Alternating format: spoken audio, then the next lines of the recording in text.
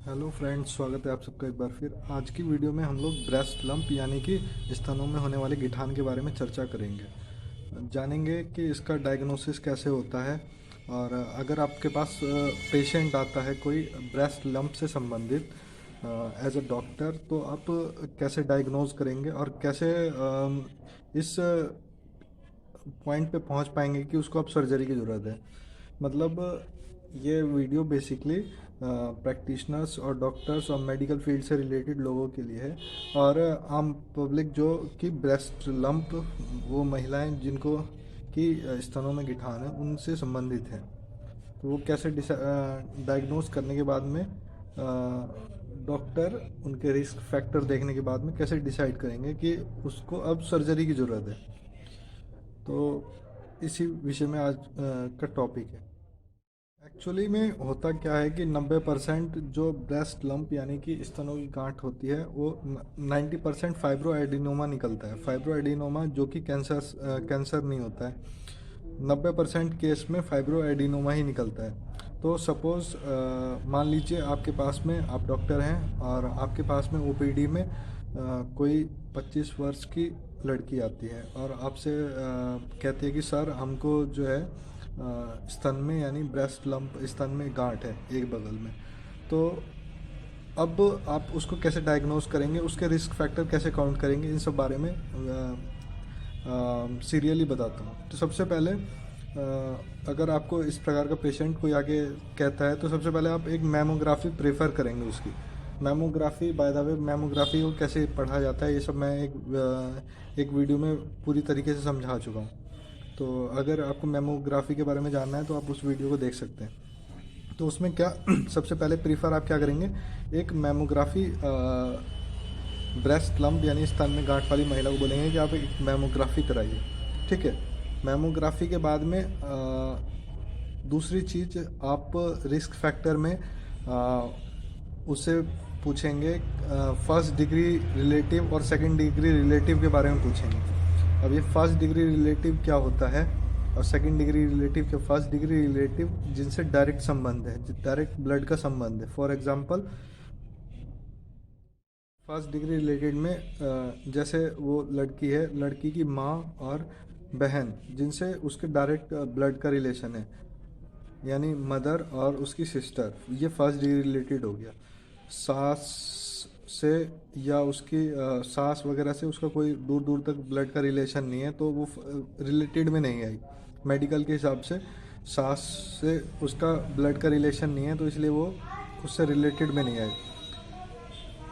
Second degree relative में नाना नाना नानी और दादी, नानी और दादी, महिला की यानी लड़की की नानी और दादी सेकंड डिग्री रिलेटिव में आ गए। तो पेशेंट से एक क्वेरी करनी है कि आपके फर्स्ट डिग्री या सेकंड डिग्री रिलेटेड में किसी को कैंसर तो नहीं है, कैंसर तो नहीं है, और किसी भी पार्ट का कैंसर, ये सबसे पहले पूछना है। ब्रेस्ट कैंसर है अगर वो कहती है, अगर कोई भी पार्ट का कैंसर कहती है तो कुछ चांसेस है। सेकंड, अगर ब्रेस्ट कैंसर है तो कुछ थोड़ा सा ज़्यादा चांसेस है कि ब्रेस्ट लंप में आगे चल के कैंसर होने के चांसेस हैं। ठीक है। तो सबसे पहले एक मैमोग्राफी उसको करवाना है। मैमोग्राफी करवाने के बाद में आप क्वेरी करेंगे उससे, पेशेंट से रिस्क फैक्टर के बारे में पूछेंगे कि फर्स्ट डिग्री रिलेटेड रिलेशन और सेकंड डिग्री रिलेशन में किसी को कैंसर वगैरह तो नहीं है। ठीक है। ये दो चीज़ कर लेना है। इसके बाद थर्ड पे आ जाइए आप।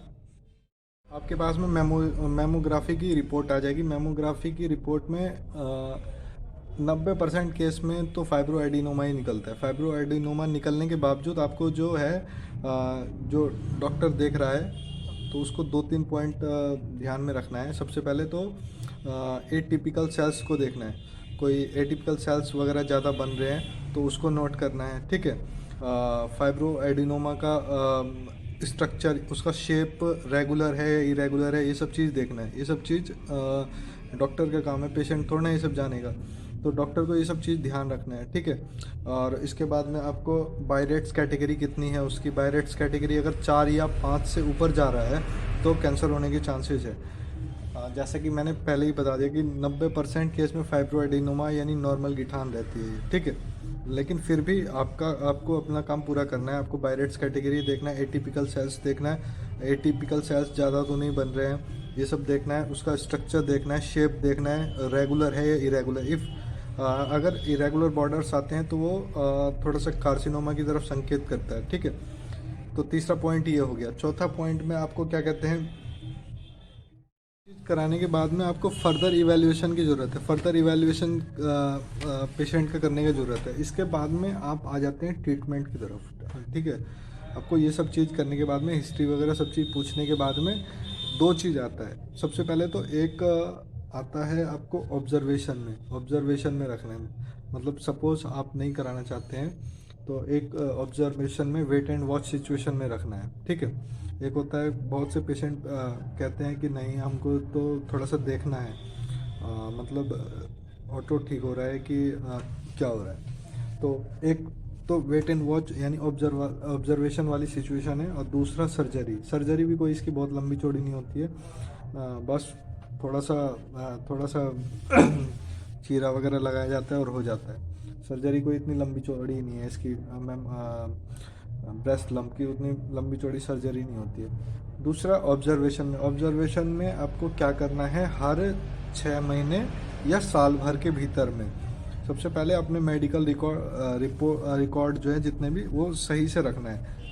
मेडिकल रिकॉर्ड में मतलब जो आज आप मैमोग्राफी कराएं जिसके बेस पे आपको ब्रेस्ट लंप यानी गिठान निकला है, उसका रिकॉर्ड आपको संभाल के रखना है। उसके रिकॉर्ड से आपको 6 महीने के बाद में आप दोबारा जो मैमोग्राफी कराइएगा, और सबसे पहले एक चीज़, जहाँ से आप एक बार मैमोग्राफी करा रहे हैं उसी सेंटर से दोबारा मैमोग्राफी कराएं फिर 6 महीने के बाद में। वेट एंड वॉच यानी ऑब्जर्वेशन वाली सिचुएशन में बता रहा हूँ मैं क्या करना है। वहाँ से दोबारा आप अपना मैमोग्राफी कराएं और पहली वाली रिपोर्ट को इस वाली रिपोर्ट से मिलाएं कि पहले साइज़ 5 mm था, अब 7 mm तो नहीं हो गया। मतलब ये सब चीज़ मिलाना है। पहले कैल्सिफिकेशन नहीं था, अब कैल्सिफिकेशन तो नहीं हो गया।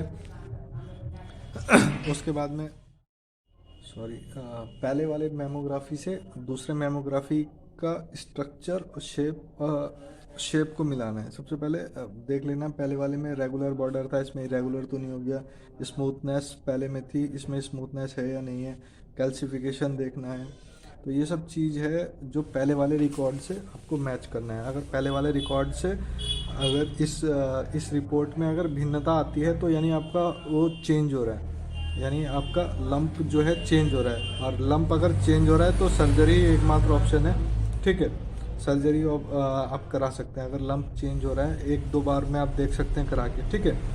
तो ये था आज का वीडियो ब्रेस्ट लंप के ऊपर में। Thank you, have a nice